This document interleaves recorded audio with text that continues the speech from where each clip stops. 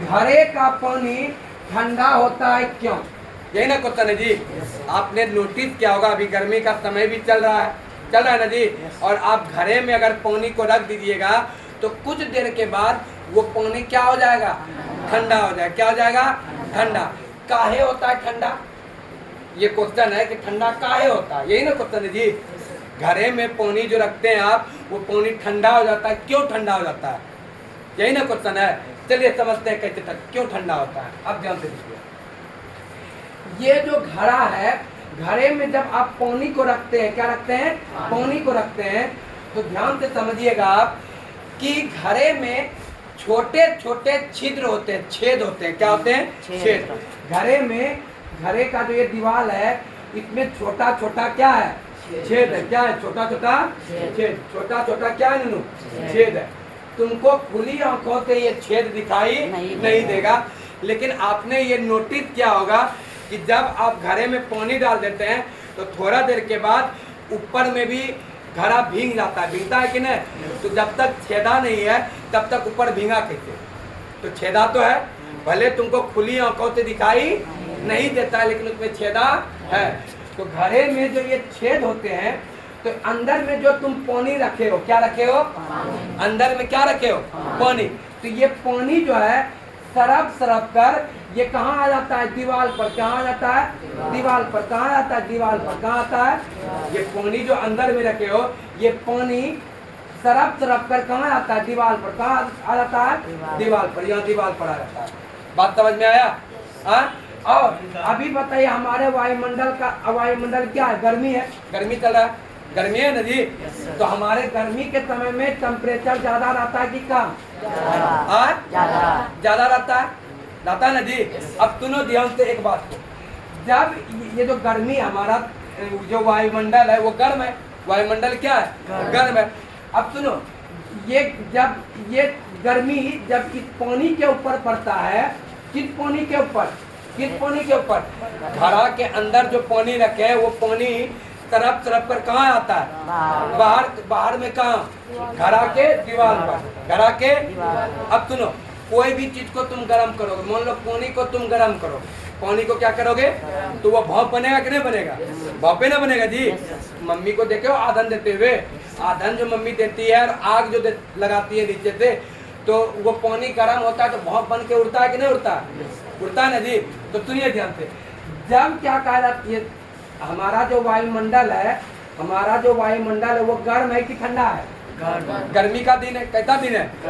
गर्मी का दिन है। तो गर्मी जब ये जो पानी के जो बूंदे हैं, ये पानी के बूंद क्या होने लगता है? गर्म होने लगता है। क्या होने लगता है? क्या होने लगता है? क्या होने लगता है? और जब ये गर्म होता है तो ये भाप बन के क्या होने लगता है? उड़ने लगता है। भाप बन के क्या होने लगता है? उड़ने लगता है। बात समझ में आया? घड़ा के अंदर जो पानी रखा था वो पानी बाहर निकल गया, ये बाहर निकला ना जी। और गर्मी का मौसम है, और गर्मी के कारण क्या होता है? यही पानी जो है भाप बन के क्या होने लगता है? उड़ने लगता है। भाप बन के। और सुनो, जब पानी भाप बन के उड़ता है तो साथ में क्या लेके जाता है? साथ में वो दो चीज को लेके जाता है। साथ में क्या वो चीज को लेके जाता है? दो चीज को। क्या क्या चीज को? पानी तो गए क्या? अरे पानी जब भाप बनेगा पानी तो उड़बे नहीं करेगा जी। पानी भी गया और साथ में उसका तापमान भी जाता है। क्या जाता है? तापमान। तापमान का मतलब उसका गर्मी। तापमान का मतलब पानी का क्या चीज? गर्मी। तो सुनो, जब ये पानी गर्म होता है, गर्म होकर भाप बन के जब उड़ने लगता है तो पानी तो गए क्या? पानी भी चले गया और साथ में क्या गया? तापमान। मतलब साथ में पानी का गर्मी भी क्या निकल गया? बाहर। पानी का गर्मी भी क्या निकल गया? और शरीर से जब गर्मी बाहर निकलेगा शरीर ठंडा होके गर्म क्या होगा?